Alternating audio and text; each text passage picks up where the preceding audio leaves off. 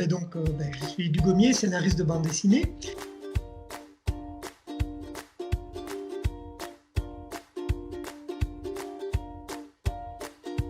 Mon parcours, j'ai eu une petite formation un petit peu sur le tas, hein, parce qu'il n'y avait pas d'école de scénario de bande dessinée dans les années 80. Donc j'étais au cours du soir d'Eddie Pape. Et puis j'avais des discussions autour de scénario de bande dessinée avec Raoul Cauvin. Et puis petit à petit, j'ai commencé à publier dans le genre de Spirou. Ça fait vraiment partie de mon décollage. Et puis après, j'ai pu me lancer sur des séries, notamment au Lombard avec Muriel et Boulon, et déjà avec Benoît Hers. Et de fil en aiguille, j'ai fait plusieurs séries, mais c'est vraiment surtout avec Benoît Hers que j'ai vraiment bâti ma carrière, hein, puisqu'on est à notre 4e ou 5e série. Et donc, ce qu'on avait fait d'un peu connu, avant ça, c'était Les Démons d'Alexia, aux éditions Dupuis. Il y avait eu 7 tomes. Et donc, en fait, j'ai toujours fait un petit peu de tout. J'ai toujours travaillé sur différentes époques ou différents formats, des gags, parfois des histoires courtes assez régulièrement et des longs récits. Et donc, voilà, donc j'ai un parcours un peu en zigzag, en faisant un peu ce qui me plaisait. Et, euh, et avec une production qui n'est pas tellement importante en réalité, en presque 30 ans, parce que je fais deux ou trois livres par an maximum, en fait.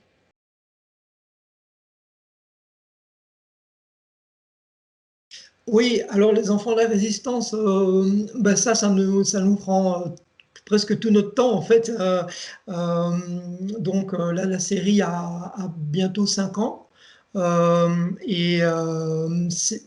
C'était une envie de la part de Benoît Hers de faire une bande dessinée qui se passe durant la Seconde Guerre mondiale, hein, depuis toujours. En fait, quand je l'ai connu, il y a bientôt 30 ans maintenant, euh, il planchait déjà sur ce genre d'idée, mais pas sur la résistance et pas sur la vie des civils. Et donc, il y a quelques années, on est revenu avec cette idée-là, avec ce sujet-là, on l'a affiné, on s'est dit que c'était le bon moment de le faire. Euh, et, euh, et ça nous prend vraiment beaucoup de temps. Et Benoît est très heureux parce qu'il fait vraiment la série de ses rêves. Il peut vraiment faire une reconstitution de cette époque qui lui plaît et qui lui parle depuis toujours, en fait, depuis qu'il est tout petit, il rêvait de faire ça. Donc c'est chouette et la série s'est beaucoup nourrie ces dernières années grâce aux rencontres qu'on a pu faire dans des écoles. On a pu rencontrer beaucoup de témoins d'époque. Euh, et au départ, la série pouvait faire 2 ou 3 livres, hein. Enfin, nous, on savait qu'on pouvait faire plus. Et donc là, maintenant, vu que la série remporte un succès important, on a vraiment carte blanche, on travaille sur le tome 7 et on sait qu'on a encore beaucoup de choses à raconter. Donc c'est une grande chance pour nous, auteurs, de pouvoir être complètement libres dans notre narration. Alors, c'est vrai que je suis auteur jeunesse, hein, je fais quasiment que de la bande dessinée pour la jeunesse, mais c'est venu à l'adolescence. Pas vraiment. Alors, je lisais de la BD et tout le monde dans la famille lisait de la BD, y compris mes parents, hein. C'était vraiment très bien vu dans la famille. Euh, mais l'envie d'en faire moi-même est venue vers 14 ans, 15 ans. Et puis à 17 ans, c'était devenu une obsession, quoi. Et je voulais absolument faire ça. Surtout que j'ai eu l'occasion de rencontrer quelques auteurs de bande dessinée, et là, j'étais complètement mordu, évidemment.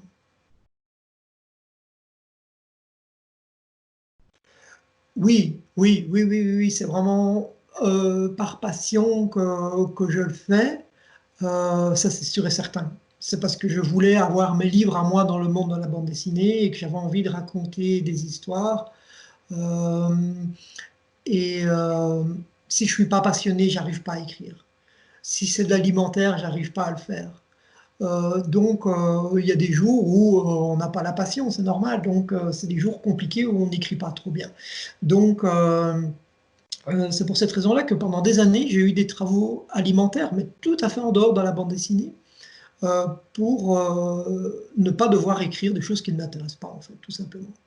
Euh, Ça, c'est vraiment important pour moi. Pour moi, c'est important. Il faut que j'y croie vraiment à 100%. Sinon, je ne peux pas laisser partir des pages de scénario si je n'y crois pas vraiment.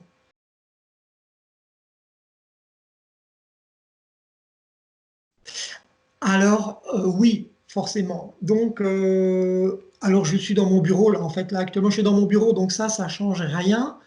Bon, voilà, j'avais l'habitude de passer mes journées seul. Là, toute la famille est là tout le temps pour le moment. Ça va, ça va. Par contre, c'est parfois un peu compliqué parce que je fais du scénario pour les omniscients, par exemple, ben, c'est le monde d'aujourd'hui. Et le monde d'aujourd'hui a tellement changé subitement, du jour au lendemain, que parfois j'ai un petit peu du mal à me dire quel était encore ce monde et est-ce qu'il aura complètement changé quand ce confinement sera fini et quand sera-t-il fini? Donc c'est parfois un peu curieux. C'est parfois un peu curieux. Donc je n'ai pas du tout ce problème-là avec les enfants de la résistance, puisque ça se passe dans le passé. Mais là, c'est étrange. J'ai pas envie que mon travail change subitement, parce que maintenant on vit un confinement et peut-être que dans 2 mois c'est fini.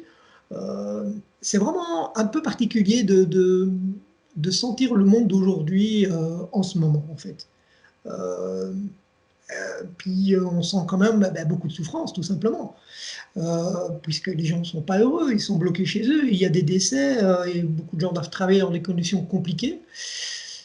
Et raconter aujourd'hui, c'est quand même toujours raconter le monde d'aujourd'hui. Donc, c'est un peu curieux de se switcher comme ça. Euh, voilà, mais ça va. Donc, le rythme est plus lent que d'habitude. Le rythme de travail est plus lent que d'habitude.